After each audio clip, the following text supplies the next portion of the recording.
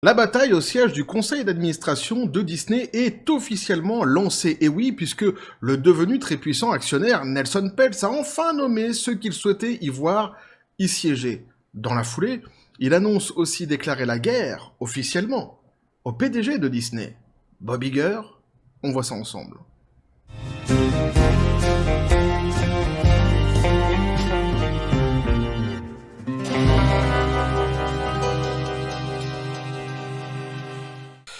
Et celui que Endora, tiens, rien à voir avec Endora, aurait pu nommer, ou appeler plutôt, je devrais dire, le renard argenté, eh bien, il vient de dégainer enfin des noms pour le conseil, pour les sièges au conseil d'administration chez Disney, petit café les copains. Et évidemment, ouais, c'est intéressant tout ça. Alors enfin, est-ce trop tôt, est-ce trop tard, je ne sais pas. Certains étaient déjà en train de chanter en bas de chez lui, en bas de chez Nelson Peltz. Est-ce que tu m'entends? Eh oh, hein, chanson du patrimoine français, ô combien reconnue à l'international. Ah, mais quelle fierté! Quelle fierté! Chanson qui a été écrite évidemment par Pierre Richard et qui a été chantée plus tard par Francis Lalanne en 1972 sur un album très révolutionnaire. D'ailleurs, c'était une ode à la révolution qui s'appelait Index de ma vie, majeur sans avis. C'est le nom de l'album, hein, c'est pas moi en même temps qui fait... c'est pas moi, sinon j'aurais choisi autre chose, évidemment. Bref, donc, ici, très intéressant. Dans une précédente vidéo, j'avais dit qu'il nommerait sans doute au moins, au minimum, 2 personnes pour les sièges au conseil d'administration, donc hein, le fameux Nelson Peltz. Donc c'est le cas ici, c'est bien 2 personnes, lui inclus, oui, ça c'était assez évident. Mais ce qui est intéressant surtout, c'est de voir qui il a choisi pour l'accompagner dans cette fameuse bataille hein, contre les pertes financières de chez Disney, contre Disney tout court, ou plutôt devrais-je dire, contre l'idéologie woke. Chez Disney, on va se rendre compte que le monsieur, c'est pas n'importe qui, et on va se rendre compte aussi que la guerre est complètement déclarée, ouvertement, contre le PDG de Disney. Bob Iger. Bob Iger, évidemment. Bob l'éponge taré. On va voir ça ensemble, justement. Donc, on nous dit... Alors, d'abord, je dis pour la team premier degré, hein, ne cherchez pas, hein, l'album n'a jamais existé, la chanson, oui, mais en fait, c'était pas ça, c'est que des conneries que je raconte. Hein. Tout le monde sait que c'est une chanson qui a été écrite à la base par Billy Joel, chantée par Stevie Wonder, sur un album qui s'appelait No More Singing. On a des gars sur la traduction, pour l'instant, on sait pas ce que ça veut dire, mais dès que je le sais, je ne manquerai pas de venir, évidemment, vous le dire, professionnalisme, toujours professionnalisme.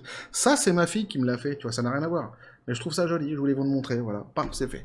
La lutte des activistes de Disney s'intensifie, alors que Nelson Peltz nomme l'ancien directeur financier, roulement de tambour, moi je fais vachement bien le tambour, Jay Razullo, à un siège au conseil d'administration. Et on va se rendre compte que ce monsieur Razullo, tout souriant ici, alors que Nelson Peltz, tu vois, il est déjà en train de... On voit qu'il est sur une position un peu kung-fu, tu vois, déjà. C'est le jeune homme que vous avez à droite. Le renard argenté, le jeune homme que vous avez à gauche, évidemment, c'est Nelson. Nenel, pour les intimes. Il faut être intime pour l'appeler comme ça. Je te garantis pas de survie si tu l'appelles comme ça, que t'es pas intime avec lui. Hein, mais il est très kung-fu, il est très... Tu vois, un peu... Enfin, je sais pas moi, bref. L'ancien directeur financier de Disney fait désormais partie de la lutte par procuration de Trian contre le géant du divertissement. Jay Razullo, qui était autrefois considéré comme l'un des héritiers apparents du PDG de Disney, Bob Iger, a été nominé pour un siège au conseil d'administration de la société par Trian Partners. Donc, ce qu'il faut comprendre ici, on va s'arrêter 2 secondes sur ce qu'on nous dit là, il était donc pressenti pour remplacer Bob Iger, dès lors que Bob Iger prendrait sa retraite, hein, comme c'était déjà prévu par le passé, hein. On a eu donc après Bob Chapek, puis après Bob Iger qui est revenu. Ce qui s'est passé donc, hein, c'est que Monsieur Razullo s'est barré en fait de l'entreprise. Alors, faut d'abord comprendre qu'il a travaillé plusieurs décennies chez Disney. Il a fait partie des plus belles années, enfin en tout cas peut-être pas des plus belles années, mais des belles années, hein, on peut dire, de Disney. C'était un directeur financier qui était très performant, qui était considéré comme très froid au sein de l'entreprise, mais néanmoins très performant. Beaucoup des succès de Bob Iger sont, je sais pas si on peut dire imputés à cet homme-ci, mais en tous les cas, il a été une grande partie prenante hein, dans les succès que Bob Iger a pu rencontrer justement avec l'entreprise de Disney. Donc forcément, on s'attendait, il était pressenti donc hein, pour remplacer Bob Iger. La voie elle était ouverte à lui, hein, il était sur une autoroute, l'autoroute du paradis, l'autoroute du bonheur, j'ai presque envie de dire, pour prendre la succession de Bob Iger. Oui, mais l'ami Bobby en fait lui a joué un sale tour puisqu'il a nommé une autre personne à un poste, on va le voir justement après. Et faisant donc de cette personne quelqu'un qui prendrait en fait sa place lorsque Bob Iger partirait. Dès lors que Razullo a su ça, il a pris ses clics et ses claques et il s'est barré de l'entreprise parce qu'il s'est dit « C'est bon, j'ai compris en fait, tu te fous de ma gueule !» Alors oui, bon, j'ai presque envie de lui dire, tu vois, c'est une signature, ça, chez Bobby. Faut s'y faire, le foutage de gueule. Il est number one là-dessus. Il y en a qui sont champions de bilboquet, lui il est champion de foutage de gueule, c'est son truc en même temps. Donc, on sent ici évidemment que Razulo a une dent contre Bobby Gurr, une envie de rejouer le match contre l'ami Bobby. Et évidemment, c'est pour ça que c'est fort intéressant que Nelson soit allé chercher cet homme-là. On savait déjà que Nelson Pelt s'était mis donc avec d'ailleurs plus que mis puisque Ike Perlmutter avait donné, l'ancien directeur de Marvels avait donné donc ses actions, enfin par procuration plutôt, à Nelson Pelt, c'est-à-dire que c'est lui qui gère les actions actuellement de ce monsieur. Nelson Pelt gère les actions de Ike Perlmutter, ce qui a fait justement grossir considérablement son nombre d'actions dans la société. Donc et lui avait déjà en fait un problème avec aussi Bob Iger, et là il est allé chercher une deuxième personne, donc qui est donc un Razulo, pour l'accompagner dans cette bataille contre Disney, et donc là directement en fait quand tu nommes cette personne-ci, c'est suivez mon regard, je ne vise personne. On sait très bien qui ils vont dégager dès lors qu'ils auront leur siège au conseil d'administration. Ah, les jours sont comptés pour Bob Iger, c'est une évidence. Mais qu'est-ce que c'est malin une fois de plus de la part du vieux renard argenté. Comme prévu, Trian a également nommé son fondateur Nelson Peltz au siège au conseil d'administration, ce qui donne officiellement le coup d'envoi d'une nouvelle bataille par procuration avec la société. On ne sait pas quel membre actuel du conseil d'administration de Disney Trian cherchera à remplacer. Et là, Métavic, de toute façon, il a quelques noms déjà annotés sur le bout d'un calepin. L'ami Peltz, il doit savoir. Nenel, il doit savoir, évidemment. Le Disney que je connais et que j'aimais s'est égaré, a déclaré Razulo. Ouais, mais nous aussi, on le cherche. Hein. Il s'est égaré. Hélène, d'ailleurs, s'égare. Putain, pourquoi fallait pas que je la fasse, celle-là. Ah, mais je l'ai faite, tant pis. Alors, j'en ai fait d'autres. Hein. J'avais fait aussi, une fois, j'avais fait... Alors, je parlais de Johnny Hallyday, puis j'avais dit Johnny a eu l'idée. Ouais, mais c'est pas bien, en plus, hein, tu vois, rest in peace, évidemment, l'artiste. Mais c'est des conneries comme ça qui sortent de mon cerveau, on sait pas trop pourquoi, parfois. Donc, dans un communiqué, en tant que voix indépendante au sein du conseil d'administration, alors là c'est génial, il te fait un CV, un truc de dingue. Nelson et moi sommes convaincus que la combinaison de mes décennies d'expérience chez Disney, des compétences significatives de Nelson en matière de conseil d'administration et de son histoire de conduite de changement stratégique positif, ainsi que de notre expertise combinée en matière de marque, grand public et notre sens financier et la taille de nos... s'ajouteront au conseil de Disney. La taille de nos jambes. Mais ne m'emmène pas sur ces chemins, tu vois, moi je suis dans la tolérance actuellement, j'ai décidé d'être tolérant, je suis un mec tolérant. Ouais, mais d'ailleurs je vais me faire renommer la chaîne, on va appeler la chaîne Tolérance, Goldo Tolérance, tu vois. Non, on va garder Goldo Clack, c'est mieux. Mais je suis hyper tolérant en ce moment, tu vois, donc, puis je suis quelqu'un, je suis sain de corps et d'esprit. Je ne suis pas du tout dans ces histoires. C'est toi, à chaque fois tu m'emmènes trop loin. Tu vois. Ouais. Razulo a quitté Disney en 2015 après que Iger ait promu donc un Tom Staggs au poste de COO. Donc c'est exactement ce que je disais. Sauf que j'avais évidemment pas donné le nom, Tom Stagg, qui a été nommé donc par Bob Iger, jouant une entourloupe comme ça donc à Razulo, faisant en sorte que Razulo forcément se casse après cette nomination, et donc voilà, donc aujourd'hui le match peut se rejouer enfin entre Razulo et Bob Iger avec ses fameux sièges d'administration, au conseil d'administration donc, et le choix que Peltz a fait d'aller chercher ce fameux Razulo. Alors du coup, maintenant que les noms ont été donnés, forcément, donc tout cela est devenu officiel. Disney va devoir se pencher réellement maintenant sur la question, ils peuvent plus faire semblant. Et on va se rendre compte d'ailleurs que ça fait déjà un petit moment en fait que Disney est en panique des annonces que Peltz a pu faire par le passé, on va s'en rendre compte ensemble, mais surtout, eh bien maintenant, Peltz commence à donner des directives, en tous les cas commence à pointer du doigt les choses qui ne vont pas dans l'entreprise, et il a décidé de cibler précisément l'ami Bobby, entre autres d'ailleurs, pas que, mais précisément évidemment l'ami Bobby. On nous dit donc ici, Trian a également commencé à exposer les arguments qu'elle entend faire valoir dans sa campagne pour les sièges au conseil d'administration. La société de Peltz a félicité l'entreprise pour sa propriété intellectuelle, la fidélité de ses consommateurs et son volant commercial enviable, mais elle a également fait valoir que Disney a terriblement sous-performé ses pairs et son potentiel. Donc en gros, c'est ça qui est génial, parce qu'eux, ils sont payés des millions, mais ils te disent exactement ce que tout le monde voit de toute façon. Hein. Là aussi, c'est l'éléphant, c'est le fameux... comment on avait appelé déjà Dumb Bob. Ouais, c'est l'éléphant dans le couloir chez Disney, il s'appelle Dumb Bob. Évidemment que l'éléphant que tout le monde voit, c'est-à-dire qu'ils ont dans les mains de l'or, hein, que ce soit Marvel, que ce soit toutes les licences Disney, que ce soit Star Wars évidemment, et que quelque part le tour de force, c'est d'arriver dans la situation dans laquelle ils sont aujourd'hui, avec toutes ces belles licences qu'ils ont entre leurs mains. C'est extraordinaire, quoi. Donc forcément, ici, Peltz donne justement directement, en fait, hein, il indique le fait que normalement Disney a tout et qu'on ne devrait absolument pas se retrouver dans cette situation-là. Eh oui, ils disent ce que tout le monde dit, quelque part. Pas besoin d'avoir fait des études supérieures pour pouvoir le comprendre, évidemment. Trian a souligné la baisse du cours des actions de Disney et ses performances financières au cours des dernières années et a appelé les membres du conseil d'administration à détenir collectivement moins de 15 millions de dollars d'actions chez Disney. Alors, il faut savoir qu'à chacune des déclarations de Peltz, la bourse a systématiquement augmenté chez Disney, là dernièrement, justement, avec ces dernières déclarations. Une fois de plus, il y a eu encore une fois un rebond, comme quoi la bourse ne s'y trompe pas tellement sur les capacités de Peltz à justement faire en sorte que l'entreprise se porte mieux. J'ai presque envie de dire, quelque part, c'est tellement peu compliqué.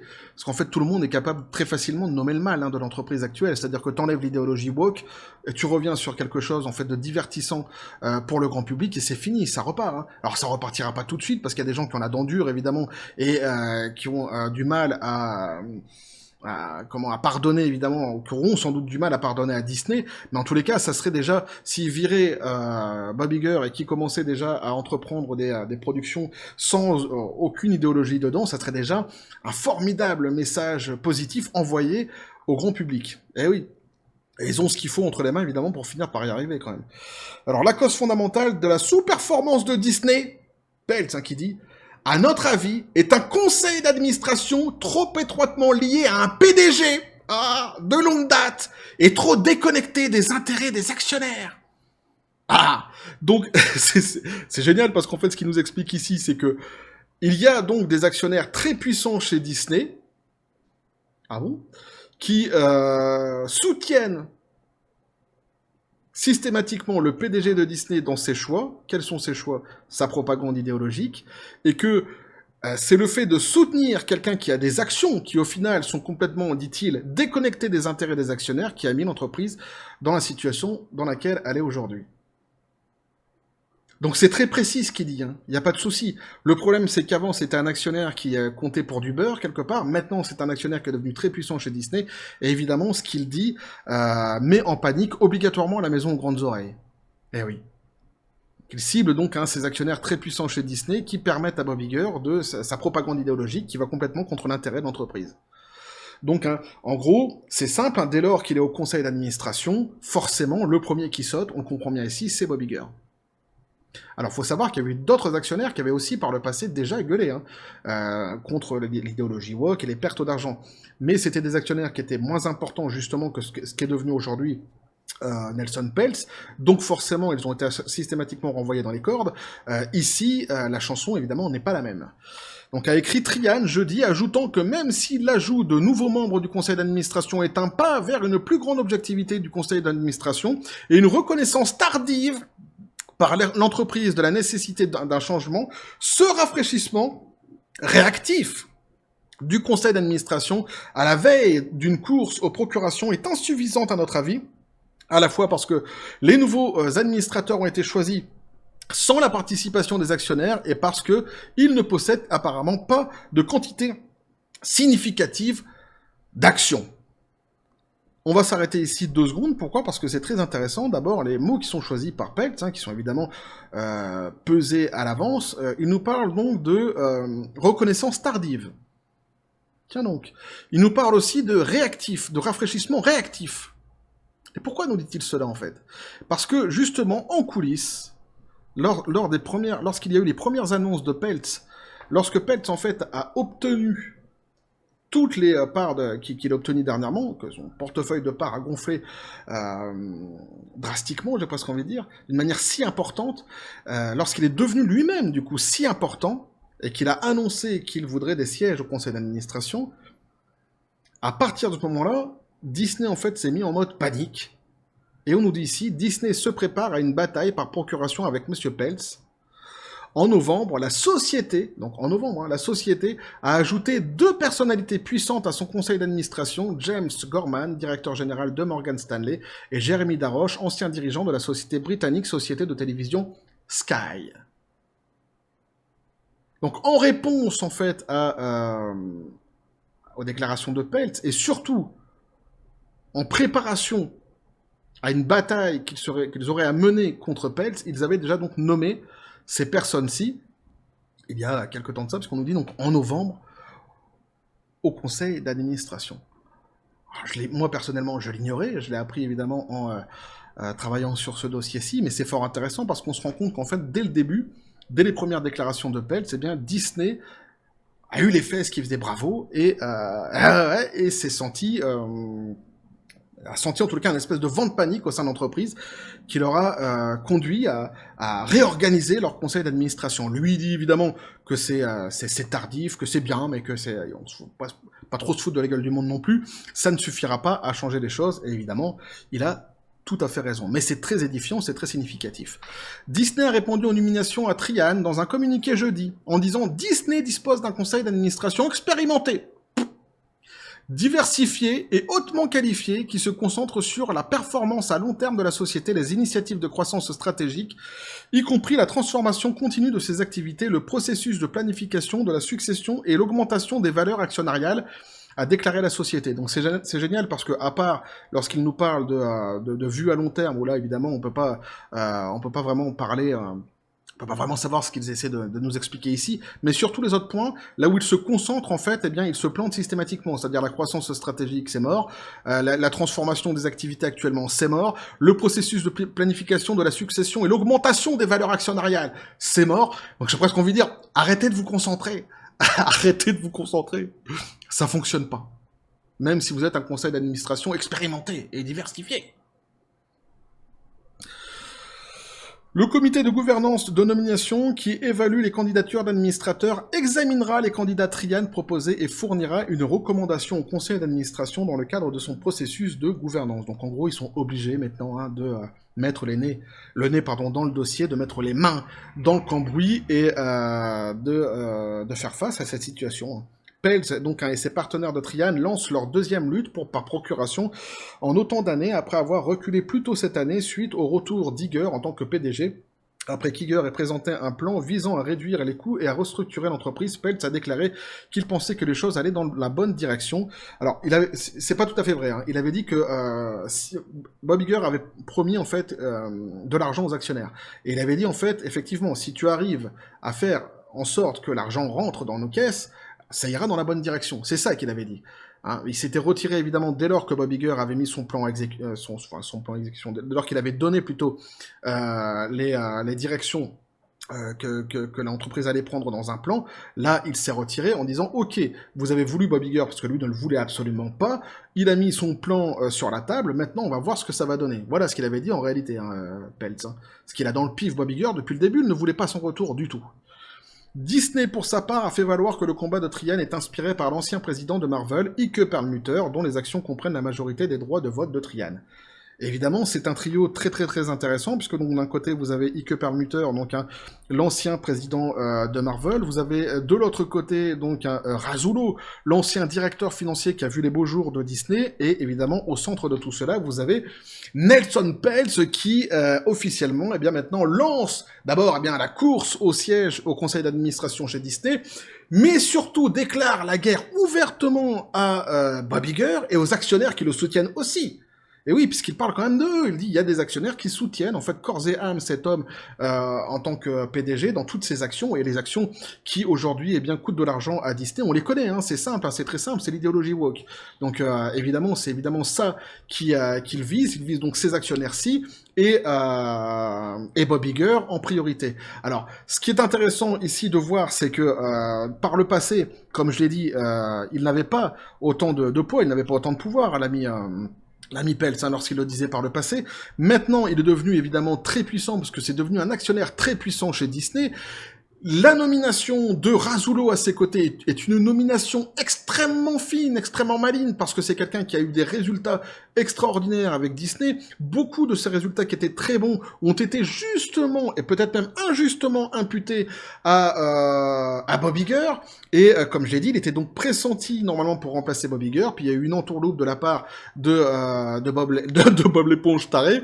Et donc lui, il s'est cassé, et donc maintenant, forcément, il a un match à rejouer avec Bob Iger, et là, il a une dent contre ce PDG. Vous remarquerez que ce soit Ike Perlmutter, Nelson Peltz ou ici encore Razullo, les trois ont un vrai problème à la base avec Bob Iger. Hein. Les trois l'ont dans le pif. Hein. Ici, il n'y a pas de souci. Donc la glaire aussi, mais la guerre est entièrement déclarée contre Bob Iger, qui voit ses jours sans doute s'étioler davantage au sein de la maison aux grandes oreilles, puisque ça va être compliqué pour Disney de lui refuser ses sièges, tant aujourd'hui il a pris énormément de pouvoir. Ça va être très intéressant de voir justement comment le combat va se mener maintenant, mais ce qu'on peut relever, c'est que Peltz est très malin, très intelligent, il avance vraiment de manière très méthodique, hein. Il a mis vraiment en place un espèce de jeu d'échecs, hein. Il déplace systématiquement les bons pions au bon moment, la bourse ne s'y trompe pas parce qu'à chaque fois qu'il parle, elle augmente. Et évidemment, c'est certain que s'il arrive à obtenir ces sièges, et à mon avis il les aura, les choses risquent réellement de beaucoup changer au sein de la maison aux grandes oreilles, et il y a forcément, on l'a vu, on constate avec la nomination aussi d'autres personnes entre-temps en novembre au siège du conseil d'administration. Là aussi, c'est très édifiant parce qu'on sent vraiment un vent de panique chez Disney qui ont du mal comment je pourrais dire, à accepter tout simplement. Voilà, qui ont du mal à accepter ce virage qui est en train de prendre l'actionnariat chez Disney. Lorsque c'était des petits, c'était facile de les écraser. Lorsque maintenant tu te retrouves face à un type qui est quand même assez puissant dans ton entreprise en termes d'action, tu ne peux plus faire semblant, tu es obligé de l'écouter. Et donc ça va être forcément très intéressant à suivre tout cela. Et l'idéologie woke risque d'en prendre un bon coup dans la tronche s'il arrive au pouvoir, et je ne souhaite que ça. Franchement.